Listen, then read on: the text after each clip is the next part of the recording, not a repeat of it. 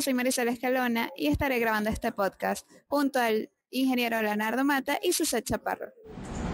Bienvenidos a InfoDataLand, información para la construcción inteligente. El día de hoy estaremos hablando sobre una propuesta innovadora que se llama desempeño del valor presupuestado. Esta es una propuesta mayormente para estos inversores o dueños de las construcciones. Esta fue diseñada por el ingeniero Leonardo Mata.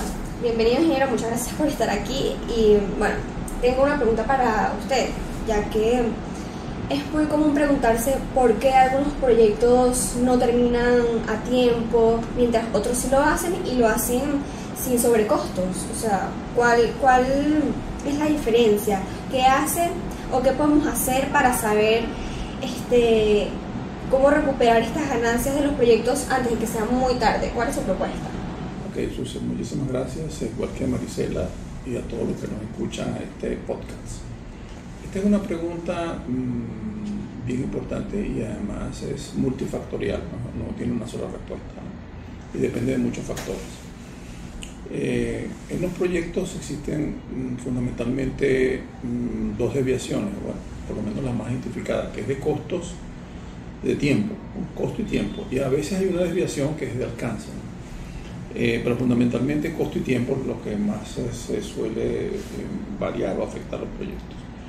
Para esto existe un método a nivel universal que se llama el método de valor ganado para el control. Bueno, existen varios métodos, pero este es uno de los más estandarizados, que tiene normas, tiene experiencia y que es aplicado universalmente y tiene un soporte técnico además. Él es un extraordinario método avalado por distintos organismos internacionales, pero tiene un pequeño problema para la aplicación desde el punto de vista del inversor, del dueño del capital, que es lo que tú me estás preguntando. Desde el punto de vista del inversor, el dueño del capital tiene un problema porque el método, que se llama método de valor ganado, se basa en tres variables: en el valor planificado, o el planet value, el valor ganado, que más o menos se puede asimilar a lo que se ejecuta, y la tercera variable, que se llama el costo actual o el actual cost, que usualmente se suele extraer de la contabilidad o de los costos reales del contratista o del ejecutor del trabajo. Esto hace que se complique el método porque usualmente es difícil acceder a esa información, que es una información contable de cada contratista, ¿no? Entonces, a nivel internacional, por las investigaciones que hemos hecho y este paper que hemos preparado, paper más o menos extenso de 200 páginas, podemos decir que en la mayoría de los países del mundo donde se aplica, por ejemplo en Estados Unidos es una obligación y lo van a seguir aplicando los ejecutores, que son los contratistas, los que ejecutan el trabajo. Pero desde el punto de vista que controla, el que pone el dinero, no accede a esos números, sino accede a través de indicadores nada más. En España igualmente aplican indirectamente el método, pero tiene ese problema. Entonces, el problema fundamental es que no es fácil acceder a los costos del contratista. Entonces, hay una propuesta que se ha hecho de aplicar una variación del método que no sería método de valor ganado, sino que lo hemos llamado el método del desempeño del valor presupuestado. Ese método nos va a permitir responder por qué se ha retrasado la obra, cómo, cuánto se ha gastado, cuánto falta por gastar y cuánto tiempo falta por ejecutar, pero desde el punto de vista del contratante, no desde el punto de vista del contratista. Esa sería la propuesta.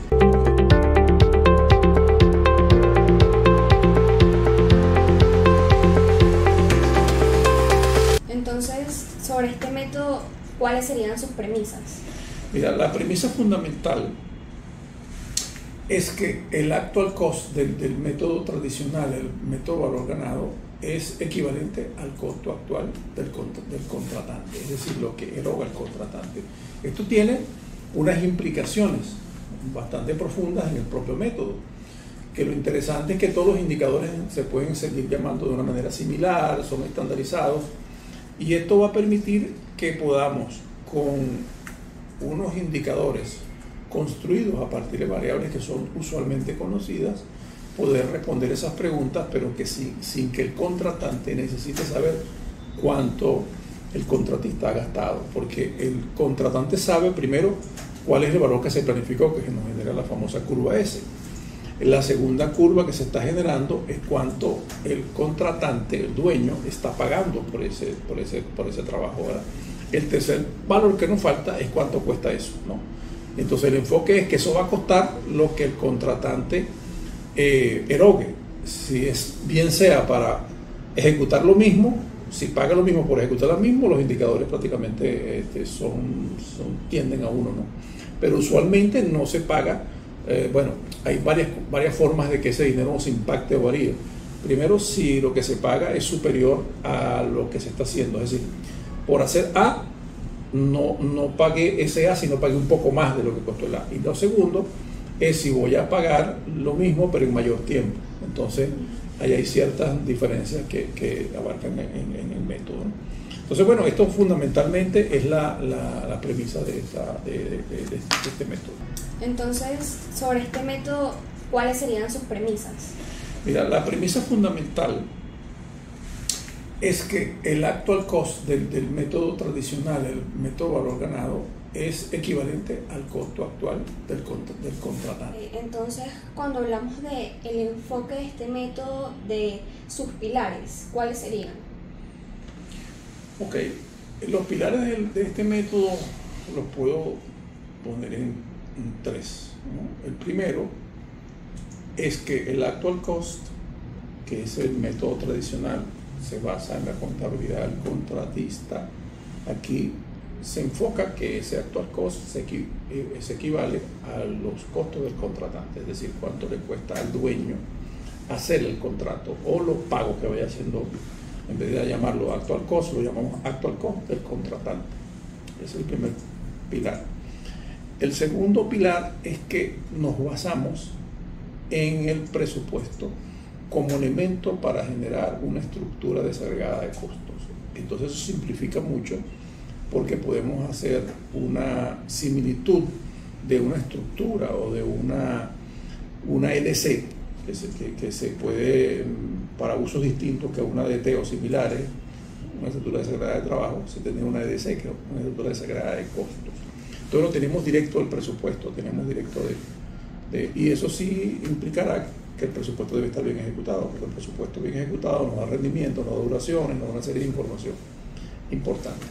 Y el tercer pilar de esto es que nos permite controlar las duraciones de todas las distintas actividades a través de los análisis de precio unitario, que se extrae de ellos una información muy valiosa que es las horas hombre recurso, es decir, cuántas horas hombre se necesitan para hacer un metro cúbico o un metro cuadrado o un kilo de acero.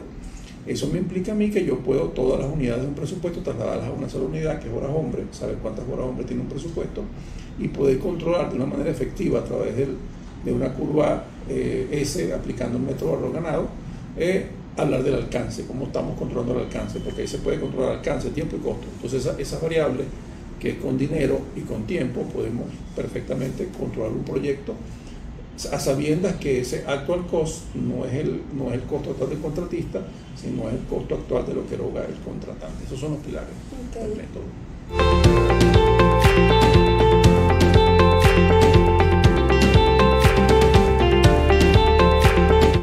Y también anteriormente en otros episodios del podcast hemos hablado sobre BIM. Con este método, ¿cómo se podría relacionar con BIM? Bueno, BIM es una metodología de trabajo bien interesante, colaborativa, que parte de la vinculación entre el modelo elaborado con software 3D y los demás lineamientos del BEP.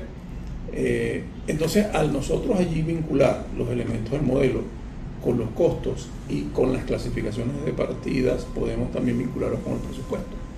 Y esta es una forma más eficiente de poder controlar qué pasa cuando los costos varían, porque van a quedar anclados con un método de planificación. Entonces necesitamos, porque no podemos ver a BIM como algo aislado, como solamente proyectos, sino en la parte de ejecución de obra. Por lo tanto, en la parte de ejecución de obra, a través de un método de clasificación adecuado, se puede vincular la planificación de los elementos que se ejecutan con la metodología BIM. Entonces esto va unido, en mi manera de ver, con la modernización de los métodos para poder controlar la construcción en una manera tridimensional, que es a través de BIM. Ok, entonces eso quería decir que este nuevo método incluso sería más viable para los inversores.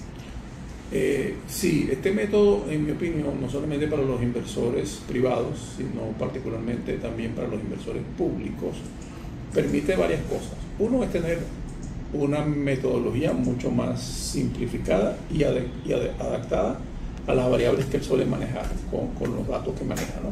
Cuánto paga, cuántas evaluaciones se han ejecutado y cuánto es el valor planificado que se tuvo desde el principio del proyecto. Otra cosa, esto no va a generar una serie de indicadores, que esos indicadores son estandarizados a nivel, vamos a decir, internacional, porque no son el método directamente, pero son una inferencia del método. Y entonces esto nos va a poder permitir hablar un lenguaje universal, no utilizar los métodos que se suelen utilizar en otros países, o aquí mismo en Venezuela mucho, se utiliza mucho ese método, que es el método de la ponderación, que está basado mucho en las experiencias de los profesionales, cómo ponderar un proyecto.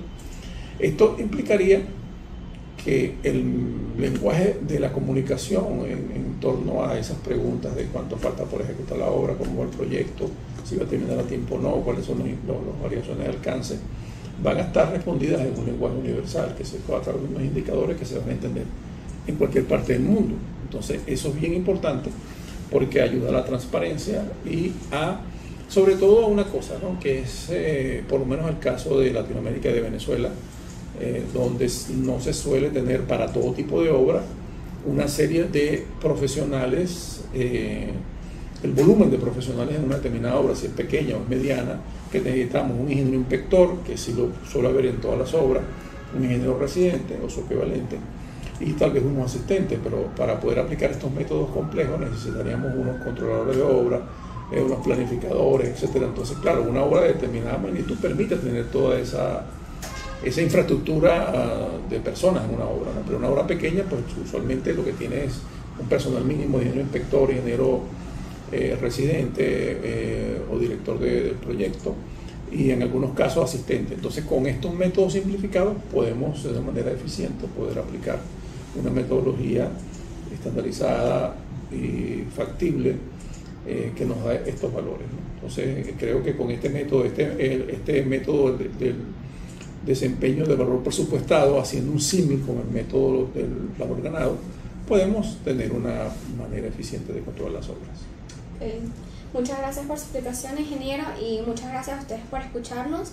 Los veo en el próximo episodio de InfoData Line, podcast por la construcción inteligente.